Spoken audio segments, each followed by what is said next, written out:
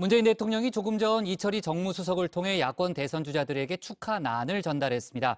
이 수석은 맨 처음 국민의힘 윤석열 후보를 만났는데요. 건강 등 덕담을 주고받는 가운데 윤 후보가 대선의 엄정 중립을 요구하고 이 수석이 이미 문 대통령이 말씀하신 내용이라고 답하는 등 뼈있는 대화도 오갔습니다. 이 밖에 위중증 환자가 늘고 있는 코로나 소식까지 신체커가 정리해봤습니다. 네, JTBC의 가장 빠른 저녁 종합 뉴스 다정회의 문을 여는 뉴스픽 5입니다. 자, 오늘 준비한 픽은요.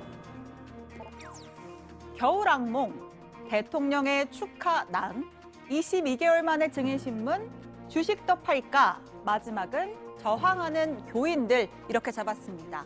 자, 오랜만에 코로나 뉴스로 시작하는데요. 어제는 휴일이었는데도 신규 확진자 수가 2,000명을 넘어섰습니다. 위중증 환자도 471명이나 나왔죠. 위드 코로나 도입 2주째, 코로나 겨울 악몽이 현실화되고 있습니다. 지난주 하루 평균 위중증 환자가 447명인데요. 직전주 365명에 비해서 크게 증가한 수치입니다. 60세 이상이 한 82.1%입니다. 사망자 역시 60세 이상의 사망자가 113명으로 96.9%를 차지하고 있습니다. 자, 위드 코로나의 핵심 지표라고 할 수 있는 위중증 환자 수 9일째 400명 중후반대입니다. 정부가 안전적 관리의 마지노선으로 설정한 500명을 위협하면서 의료 대응에 빨간불이 켜진 상황이죠. 너무 일찍 샴페인을 터뜨린 걸까요?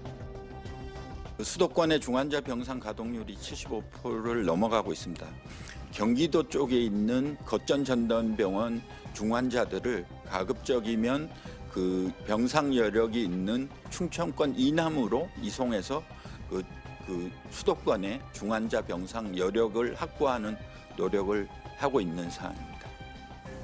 정부는 목요일 수능 시험 후 청소년층의 확산세가 더 커지고 또 연말 모임도 큰 위험 요인으로 작용할 것이라 전망했습니다. 비단 우리나라만의 문제가 아닌데요. 일찌감치 위드 코로나를 시작했던 유럽, 다시 고강도의 봉쇄 조치에 들어갔습니다.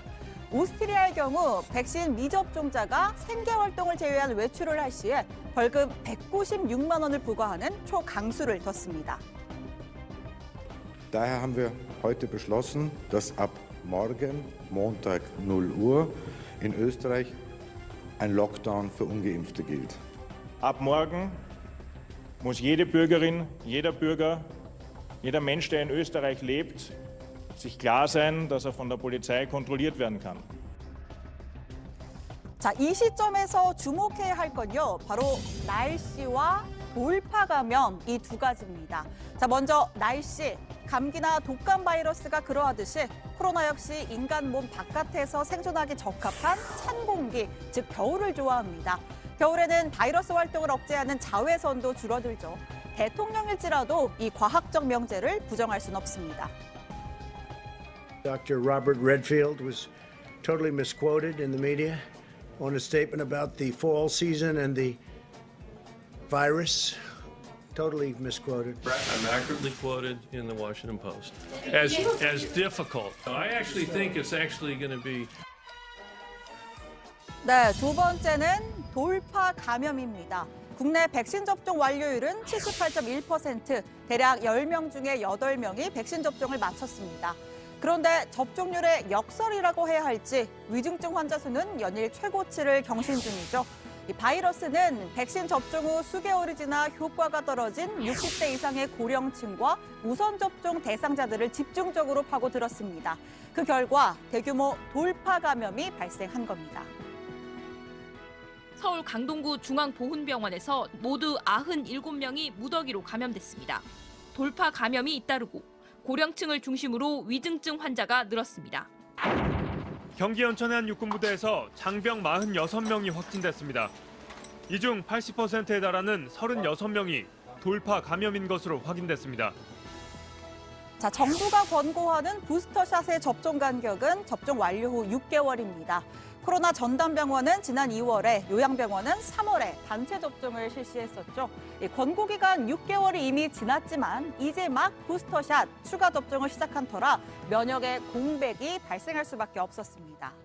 정부가 부랴부랴 부스터샷 대상자를 확대했죠. 오늘부터 50대 이상 연령층과 기저질환자의 부스터샷 접종이 시작됐습니다. 헌데 이번엔 접종 간격이 반대로 문제입니다. 예를 들어서 50대인 복국장, 지난 8월에 1차, 10월에 2차 접종을 마쳐서 내년 4월이 돼야 6개월이 지납니다.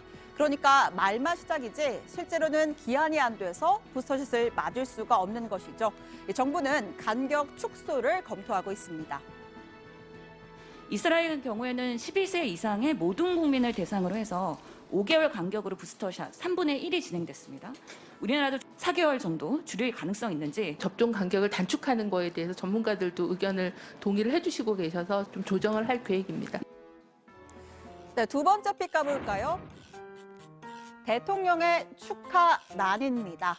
자, 문재인 대통령이 야당의 대선 주자들에게 난을 선물했습니다.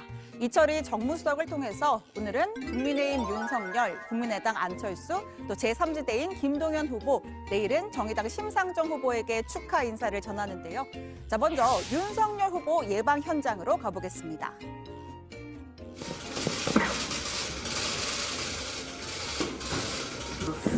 대통령님하고 여사님하고 다 건강하십니다. 대통령 되기 전에 비하면 얼굴이 많이 이렇게 상하셨죠. 대통령이라는 자리가 일종의 혹사당하는 자리거든요. 저도 가까이 봐서 이제 새삼스럽게 느꼈습니다. 시작하기 전에 겁부터 주시는 아니 무슨 힘든 자리죠. 바쁘게 다니시니까 건강을 많이 생각하셔야 될 텐데. 살이 조금 빠지신 것 같아요. 화면으로 보니까. 못 먹어서 그렇죠. 카니발 타고 다니면서 김밥이나 빵 이런 거로다가 막 끼니를 때우고 이러니까 그래도 뭐 재미가 있습니다. 네, 윤석열 후보가 지난 5일 국민의힘 대선 후보로 선출된 지 열흘 만입니다. 이철희 수석은 당초에 지난 8일 윤 후보를 예방하려고 했지만 윤 후보 측이 일정상의 이유로 조정을 요청했다고 하죠. 양측은 확대 해석을 경계했지만 축하 방식과 시점을 둘러싼 묘한 기류가 감지됐습니다. 앞서 문 대통령은 민주당 이재명 후보를 직접 청와대에서 만났습니다. 우리 이재명 대표 후보님은 지난 대선 때 저하고 당내 경선에서 함께 경쟁했고 또 경쟁 마친 후에 또 다시 또 함께 힘을 모아서 함께 정권 교체를 해냈고 그동안 또 대통령으로서 또 경기지사로서 함께 이제 국정을 끌어왔었는데 이제 나는 이제 물러나는 대통령이 되고 많이 남았습니다. 네, 당시에 윤석열 후보는 문재명의 잘못된 만남 이렇게 평가절하하면서 대장동 의혹으로 수사 선상에 오른 이재명 후보를 대놓고 봐주라고 한 것이다라고 주장했습니다. 명백한 선거 개입 행위입니다. 이번 만남은 누가 봐도 이재명 후보 선거 캠페인의 일환입니다. 그리고 문 대통령은 이 캠페인에 병풍을 서준 것입니다. 가장 엄격하게 선거 중립을 지켜야 할 대통령이 이래서는 안 됩니다. 자, 이러한 곡절 끝에 이루어진 윤석열 후보와 이철희 수석의 만남, 적어도 표면상으로는 서로 건강을 챙기고 안부를 주고받는 화기애애한 분위기였습니다. 대통령께서 축하 말씀 꼭 전해드리시고 당신도 두 번이나 대선을 치러봤으니까 체력 안배 잘 하시면서 다니시면 좋겠다고 꼭 전해달라고 하셨습니다. 감사 말씀 좀 전해주시고 하여튼 건강 잘 좀 여사님하고 두 분 다 건강 잘 좀 챙기시라고 말씀 전해주시고. 네, 이어서 비공개 대화가 이뤄졌습니다. 자리에 배석한 국민의힘 이양수 수석 대변인에 따르면 윤 후보가 문재인 대통령이 이번 대선에서 엄정한 중립을 지켜주길 바란다라는 요청을 했고 이철희 수석도 문 대통령이 엄정 중립을 지키겠다고 말했다라고 전달했다라고 설명을 했는데요. 역시나 안부만 주고받은 것은 아니었습니다. 자, 민주당의 공동 선대위원장을 맡고 있는 이상민 의원 그리고 국민의힘 이재호 상임고문 꽤나 무게감 있는 양당의 중진들이죠. 윤석열 후보를 바라보는 문재인 대통령의 마음, 축하난을 보내는 심정을 이렇게 비유했습니다. 문재인 정부의 검찰총장을 했던 사람인데 쪽 야당에 가서 이제 대선 후보까지 되니까 그 속마음은 쓰리죠. 뭐 이렇게 비유해서 맞는지 모르지만 떠난 여인이 나중에 천청장 보냈을 때 축의금 보내고 싶은 마음은 조금 뭐. 축의금 보내야 됩니까? 사람이니까 감전 그럴지 모르지만은 정치를 하는 사람들인데 그건 당연히 그래도 네, 옛 연인에게 축의금을 보내는 심정 상상해보니 역시 정치는 아무나 하는 게 아니구나 싶은 생각도 듭니다.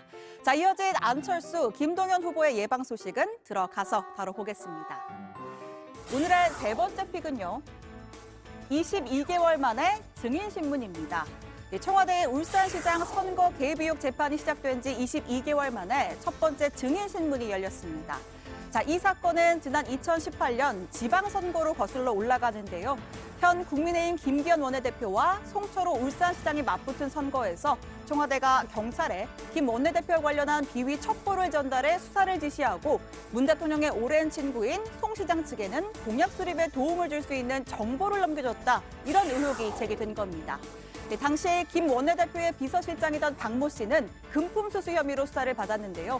선거 후에 무혐의 처분을 받았습니다. 박 전 비서실장과 김기현 원내대표가 오늘 모두 증인으로 출석했습니다. 대한민국 역사에서 다시는 있어서는 안 될 역대 최악의 선거범죄 사건입니다. 3.15 부정선거와 다름없는 최악의 공작선거 사범에 대한 재판이 이렇게 지연되고 있다는 데서 매우 유감스럽게 생각합니다. 자, 이에 맞서는 당시 울산 경찰청장이자 피의자인 황운하 의원 역시 기자회견을 열었습니다. 김기현 원내대표의 측근들의 비리는 수사와 재판으로 밝혀진 사실이라면서 도리어 국민의힘과 검찰의 긴밀한 협조 아래 진행된 제1회 고발 사주 사건이 아닌가 하는 강한 의심이 든다. 이렇게 주장했습니다. 자, 오늘의 네 번째 픽, 주식밥 팔까?입니다. 자, 현재 미국에서, 아니 세계에서 가장 흥미로운 썰전이라고나 할까요? 기업 테슬라의 CEO 일론 머스크가 소위 부자들의 세금, 부유세 도입을 촉구해온 진보 진영의 대부 버니 샌더스 상원의원을 정면으로 비난했습니다. 샌더스가 극도로 부유한 자들이 공정한 세금 몫을 납부하도록 요구해야 한다라고 주장하자 머스크가 댓글을 통해서 당신이 아직 살아있었다는 것을 잊고 있었다, 이렇게 조롱을 했죠. 자, 이어서 주식을 더 팔아치울까요, 버니? 당신은 뭔가 만드는 사람이 아니라 가져가는 사람입니다. 라고 덧붙인 겁니다. 자, 앞서 머스크는 자신의 지분 10% 매각에 관한 설문을 올리면서 8조 원에 이르는 대규모 지분 매각에 나서기도 했습니다. 자, 오늘의 마지막 팁, 저항하는 교인들입니다.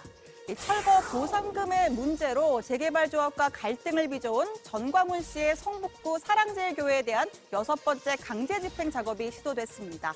하지만 신도들이 강하게 저항하면서 또다시 무산되고 말았죠.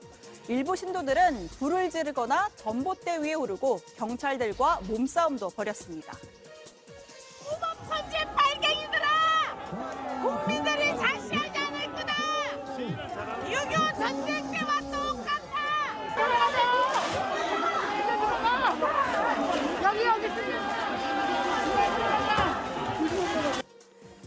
네, 사랑제일교회 측은 철거 보상금이 너무 적다고 주장합니다. 법원이 보상금 150억 원을 조정안으로 제시했지만 여전히 500억 원대 보상금을 고수하는 것으로 알려졌습니다.